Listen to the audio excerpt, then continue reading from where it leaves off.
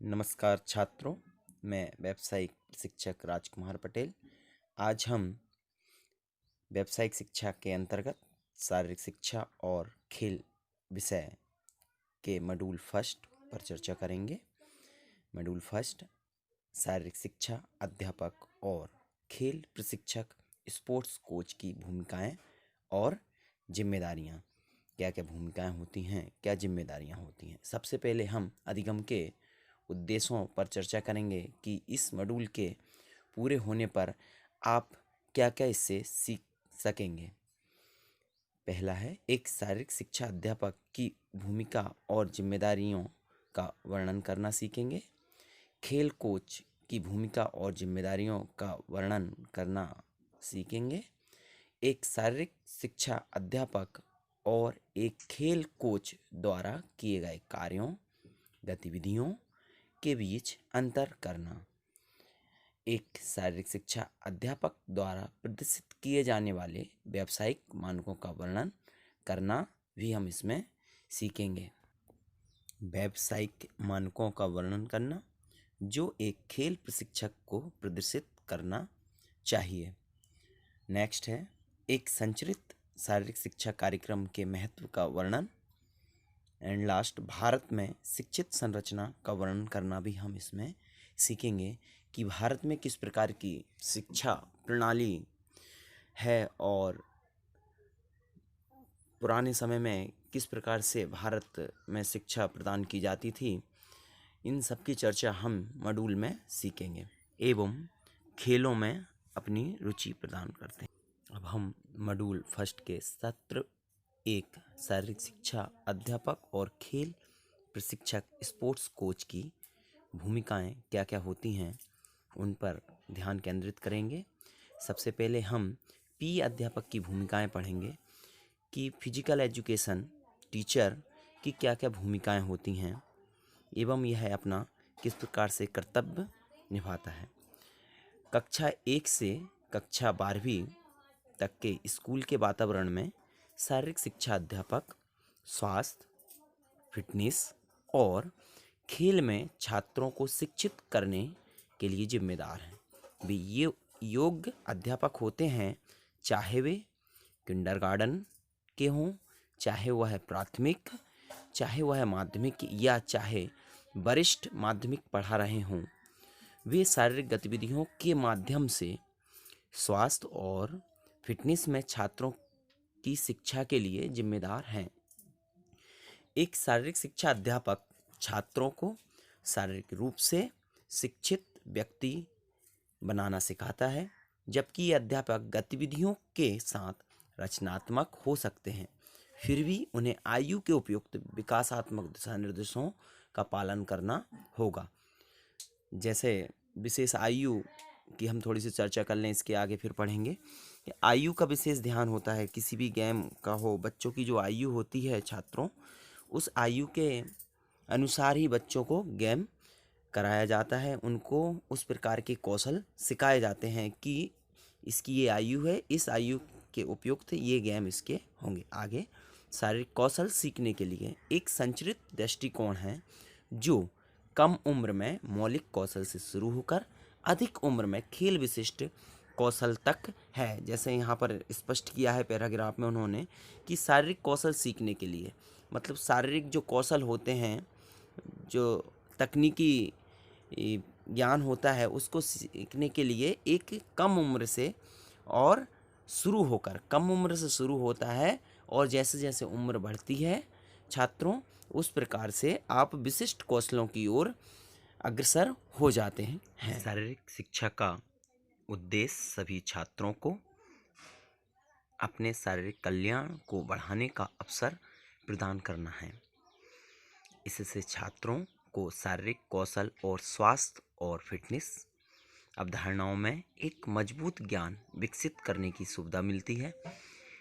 एक सकारात्मक और सुरक्षित सीखने के परिवेश के माध्यम से छात्रों को शारीरिक, सामाजिक और मानसिक रूप से सीखने और बढ़ने का अवसर प्राप्त होता है।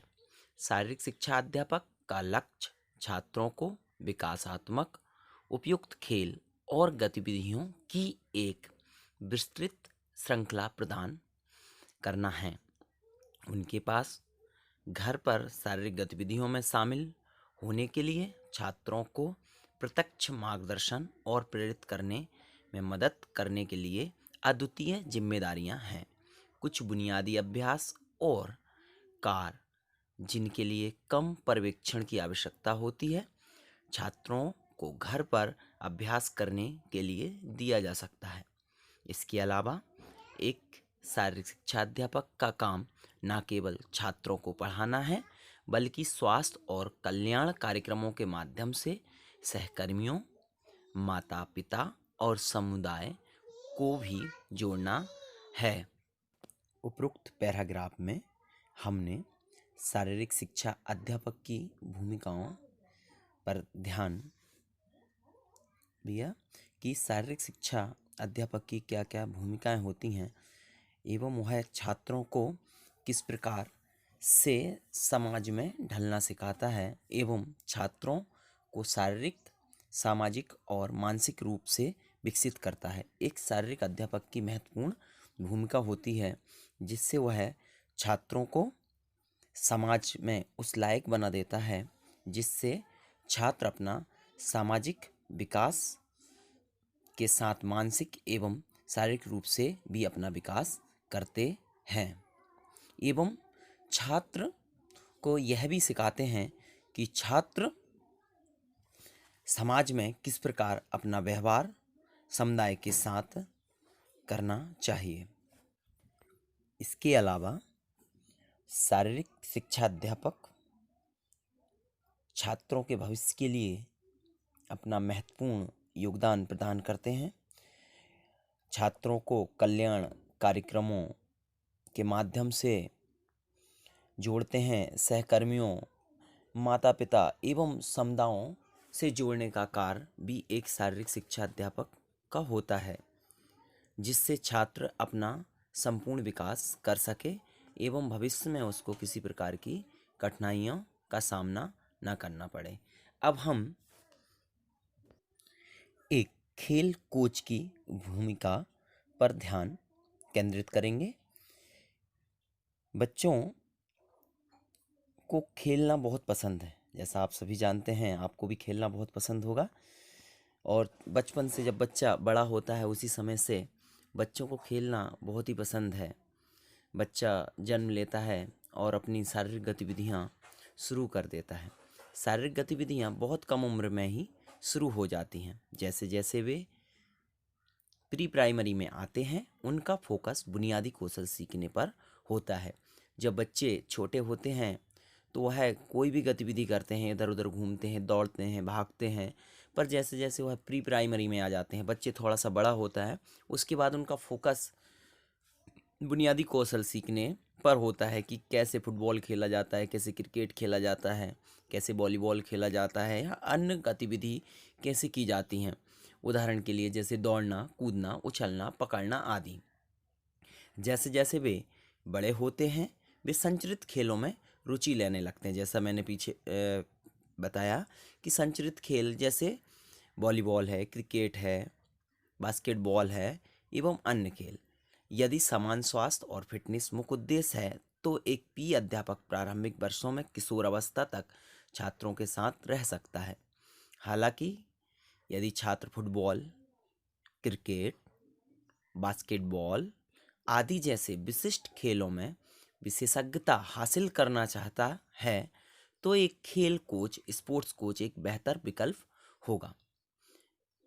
पर्टिकुलर एक गेम अगर बच्चा खेलना चाहता है, छात्र खेलना चाहता है, तो पी अध्यापक से अच्छा उसे एक खेल कोच की सहायता की विशिष्ट आवश्यकता होती है, क्योंकि खेल कोच उस खेल में विशिष्ट प्रामाणिकता प्राप्त होता है। कोच वह होता है जो किसी विशेष खेल में माहिर होता है, जैसा मैंने अभी पीछे बताया आपको, और जैसे निम्नलिखित के बारे में गहराई से जानकारी होती है, उसे उस गेम के बारे में गहराई से जानकारी प्राप्त होती है। पहला, यहाँ पर 3 पॉइंट दिए हुए हैं। पहला, उस खेल से संबंधित नियम और विनियम, उसको उस खेल से संबंधित नियम एवं विनियम का अत्यधिक ज्ञान होता है। दूसरा है उस खेल को खेलने के कौशल में छात्रों को कैसे प्रशिक्षित किया जाए, इसकी तकनीकी भी वह खेल कोच आपको बहुत अच्छे से बता सकते हैं। प्रतियोगिताओं के लिए तीसरा नंबर है, प्रतियोगिताओं के लिए भाग लेने और तैयार करने के लिए छात्रों को कैसे प्रशिक्षित किया जाए, यह एक खेल कोच बहुत अच्छे से आपको बता पाएंगे, आपको सिखा सकेंगे कि हमें प्रतियोगिताओं में किस प्रकार से भाग लेना है एवं हमें उन प्रतियोगिताओं को जीतने के लिए हमारी क्या क्या रणनीति होना चाहिए। इसलिए किसी विशिष्ट खेल के लिए एक कोच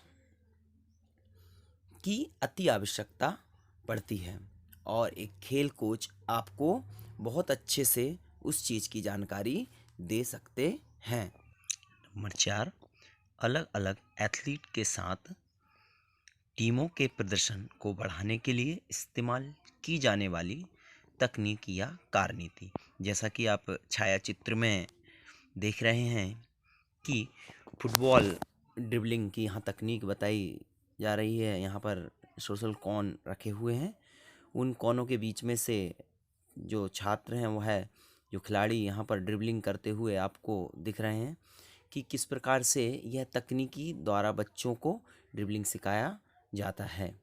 क्योंकि कोचिंग में खेल के लिए आवश्यक विशिष्ट कौशल पर ध्यान केंद्रित किया जाता है, इसलिए 13 वर्ष की आयु के बाद ही कोचिंग शुरू करने की सिफारिश की जाती है। छात्रों को 13 वर्ष के पहले सामान्य गतिविधियों का ही ज्ञान देना चाहिए। विशिष्ट तकनीकों की का विशेष तकनीक के ज्ञानों के साथ 13 वर्ष की आयु के बाद ही कोचिंग शुरू करने की सिफारिश की जाती है। उस उम्र तक विभिन्न संशोधित खेलों के माध्यम से छात्र को विभिन्न प्रकार के कौशलों से अवगत कराना सबसे अच्छा होता है। माध्यमिक स्कूल स्तर पर एक कोच को आमतौर पर शारीरिक गतिविधि अध्यापक के रूप में काम पर रखा जाएगा और उनके अलग अलग कर्तव्य होंगे। दूसरी तरफ हाई स्कूल स्तर पर कोच को जीतने के लिए और स्कूल की टीमों को सफलता दिलाने के लिए नियुक्त किया जाता है।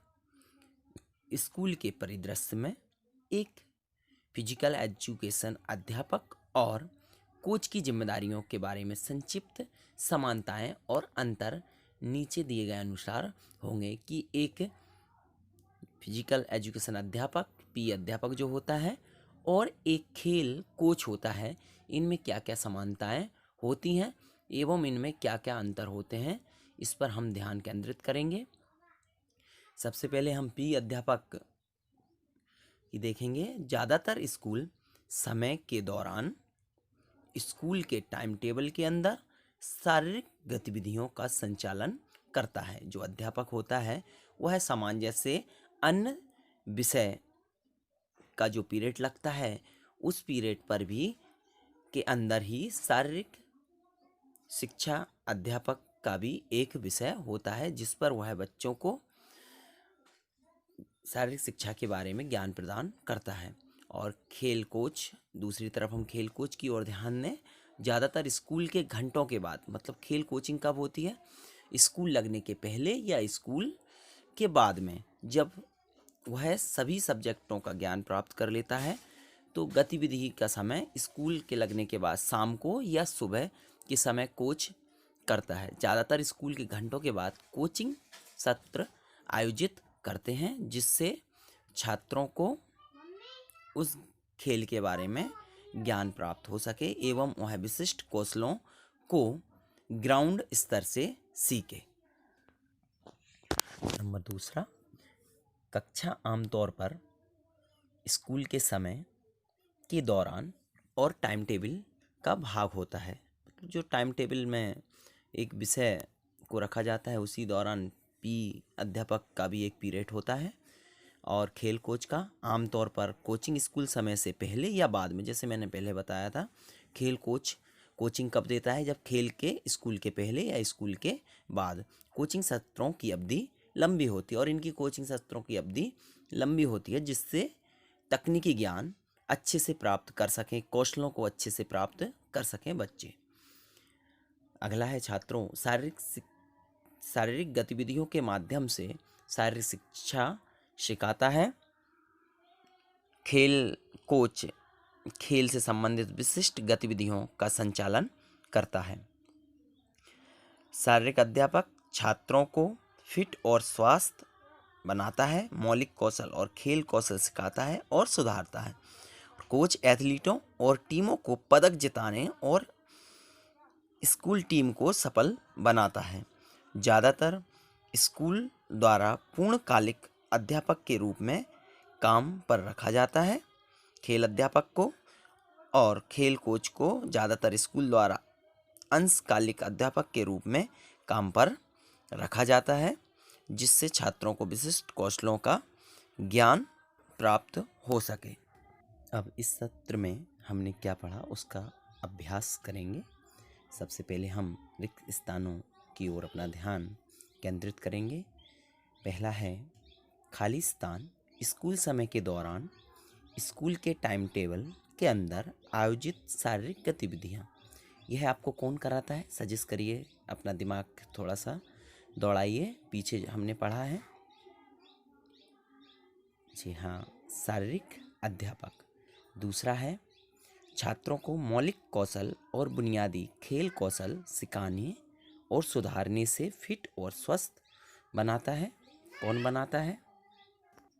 उत्तर आएगा शारीरिक शिक्षा अध्यापक। तीसरा है खाली स्थान। ज़्यादातर स्कूल घंटों के बाद कोचिंग सत्र आयोजित करता है। कौन करता है? खेल कोच, आंसर आएगा। और लास्ट है खाली स्थान खेल से संबंधित विशिष्ट गतिविधियों का संचालन करते हैं। गतिविधियों का संचालन कौन करते हैं? गतिविधियों का संचालन भी खेल कोच करते हैं। अब हम आकलन करेंगे। एक स्कूल में शारीरिक शिक्षा अध्यापक की 3 जिम्मेदारियों को सूचीबद्ध करना है आपको कि एक शारीरिक शिक्षा अध्यापक की क्या भूमिकाएं होती हैं, क्या जिम्मेदारियां होती हैं। उन जिम्मेदारियों को लिखना है। ये जिम्मेदारियां आपको दी हुई हैं, इसको नोट डाउन कर लीजिए। कक्षा आमतौर पर स्कूल के समय के दौरान और टाइम टेबल का भाग होती हैं। शारीरिक गतिविधियों के माध्यम से शारीरिक शिक्षा सिखाता है, छात्रों को फिट और स्वस्थ बनाता है, मौलिक कौशल और खेल कौशल सिखाता है और सुधारता है। ज़्यादातर स्कूल द्वारा पूर्णकालिक अध्यापक के रूप में काम पर रखा जाता है। यह जिम्मेदारियां होती हैं एक खेल अध्यापक की।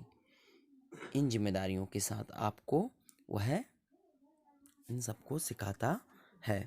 आकलन गतिविधियों के लिए जांच सूची। निम्नलिखित जांच सूची का उपयोग करते हुए देखें कि क्या आप आकलन गतिविधियों के लिए सभी आवश्यकताएं पूरी करते हैं। भाग का एक शारीरिक शिक्षा अध्यापक और एक खोल कोच की भूमिकाएं और जिम्मेदारियों के बीच अंतर का आकलन करना है आपको।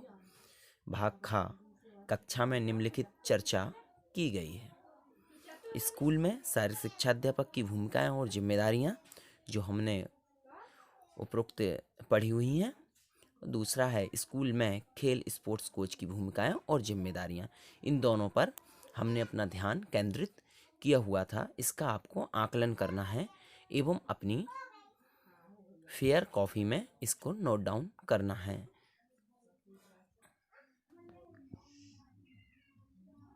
अब हम भाग गा निष्पादन मानक। निष्पादन मानकों में निम्नलिखित शामिल हैं, किंतु इन तक सीमित नहीं हैं। अन्य भी निष्पादन मानक हो सकते हैं। पहला, स्कूल में एक शारीरिक शिक्षा अध्यापक की भूमिकाएं और जिम्मेदारियों की समझ और प्रदर्शन क्या आपको प्राप्त हुआ है? हाँ या नहीं पर टिक करिए। दूसरा है स्कूल में एक खेल कोच की भूमिकाएं और जिम्मेदारियों की समझ का प्रदर्शन हुआ है या नहीं, इस पर आपको टिक करना है, हाँ या नहीं पर। कल हम छात्रों मॉड्यूल 1 का सत्र दूसरा पढ़ेंगे। Thank you very much.